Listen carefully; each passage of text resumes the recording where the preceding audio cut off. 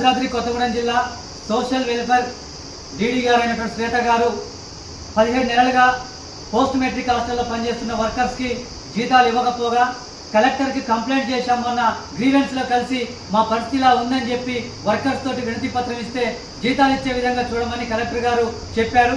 తర్వాత అదే రోజు సాయంత్రం 3 గంటలకి వర్కర్స్ అందరినీ పిలిపించి డీడీ గారు శ్వేత గారు మొత్తం కూడా మీరు యూనియన్లలో ఉండొద్దు, మీరు మొత్తం కూడా ధర్నాలో పోవద్దు, మీరు కలెక్టర్ గారికి కంప్లైంట్ చేయొద్దు, నా మీదనే కలెక్టర్ గారికి కంప్లైంట్ చేస్తారని చెప్పి మొత్తం కూడా వ్యక్తిగత దరఖాస్తులు రాపించుకొని వాళ్ళతోటి మొత్తం కూడా మొత్తం కూడా సప్లింగ్ పేరుతోటి ఒకళ్ళ నుంచి ఇంకో హాస్టల్కి, ఇంకొకళ్ళ నుంచి ఇంకో వేరే హాస్టల్కి మొత్తం కూడా కక్ష సాధింపు చర్యలు చేస్తున్నటువంటి పరిస్థితి ఉంది.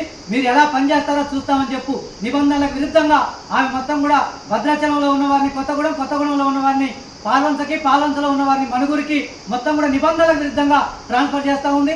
ఆడవాళ్ళని మగవాళ్ళ ఆస్తులకి, మగవాళ్ళని ఆడవాళ్ళ ఆస్తులకి ట్రాన్స్ఫర్ చేస్తున్నటువంటి పరిస్థితి ఉంది. అంతేకాకుండా వాళ్ళకి ఇచ్చినటువంటి ఏజెన్సీ టెండర్కి వ్యతిరేకంగా మొత్తం కూడా వాళ్ళు 5,000, 3,000 మాత్రమే జీతం ఇస్తున్నారు. కానీ వాళ్ళకి ఇవ్వాల్సిన 19,500 రూపాయల జీతం ఇవ్వట్లేదు.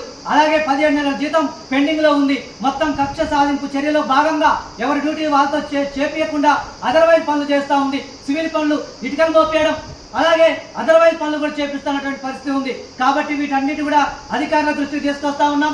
కక్ష సాధింపు చేస్తున్నటువంటి డీడీ గారిని తక్షణమే సస్పెండ్ చేయాలని, అలాగే నిబంధనలకు విరుద్ధంగా వ్యవహరిస్తున్నటువంటి డీడీ గారిని సస్పెండ్ చేయాలని, కలెక్టర్ గారు చెప్పినా వినకుండా మొత్తం అదే రీతిలో ఏకాంతంగా వ్యవహరిస్తున్నటువంటి శ్వేత గారిని సస్పెండ్ చేయాలని చెప్పి భారత కార్మిక సంఘాల సమైక్య ఐఎఫ్టీ తరఫున కోరుతా ఉన్నాం.